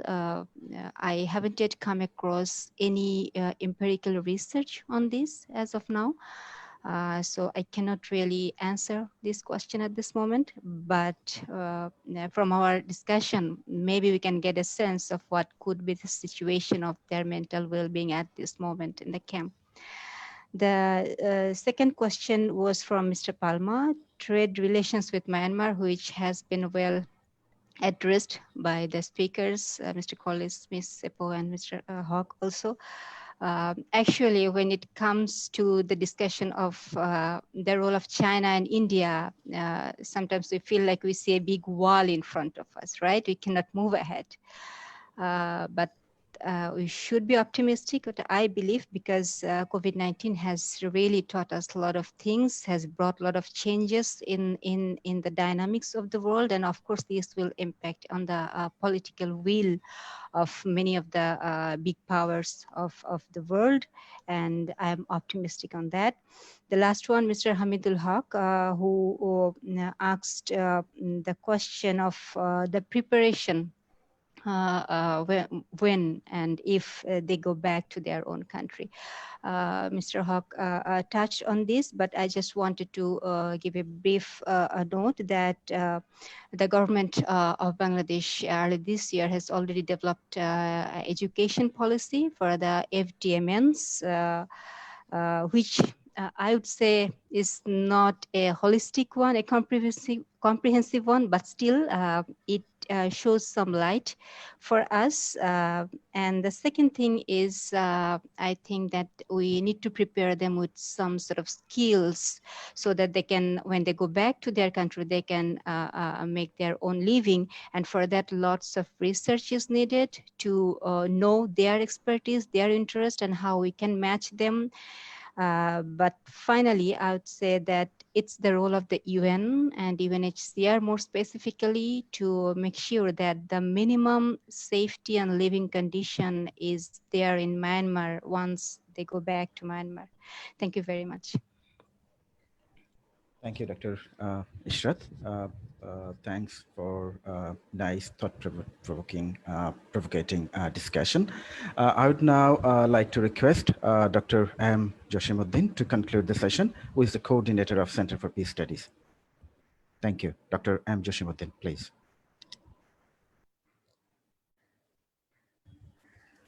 Thank you very much, Bulbul, for giving me the floor.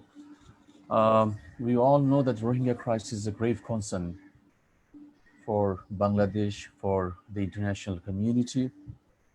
So a lot of good ideas and thoughts came out in our discussions. Thank you everyone for joining this session.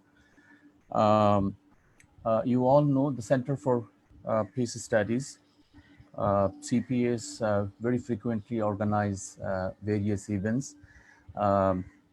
Center for Peace Studies organized a virtual conference on the impacts, consequences, and response to COVID-19 in Bangladesh, a human security approach on 18 June. 5 distinguished speakers on 5 separate themes presented in that virtual conference. And we are going to organize a second series of that virtual conference on 9 July. And we will focus on migration, poverty, and inequality, and mental health and the impact of COVID-19. So all of you are invited to the virtual conference, and we will send our invitation to you. Once again, thank you very much for your active participation and contribution in this session. Thank you. To Dr. Bulbul. Thank you, Dr. M. Jashimuddin. So with this concluding note, we'd like to conclude this session. And once again, thank you everyone for joining us. Thank you. Thank you so much. Thank you. Thank you. Thank you very much. Bye. Thank you all. Bye-bye. Thank you. Thank you. Bye-bye. Thank you all. Stay well. Take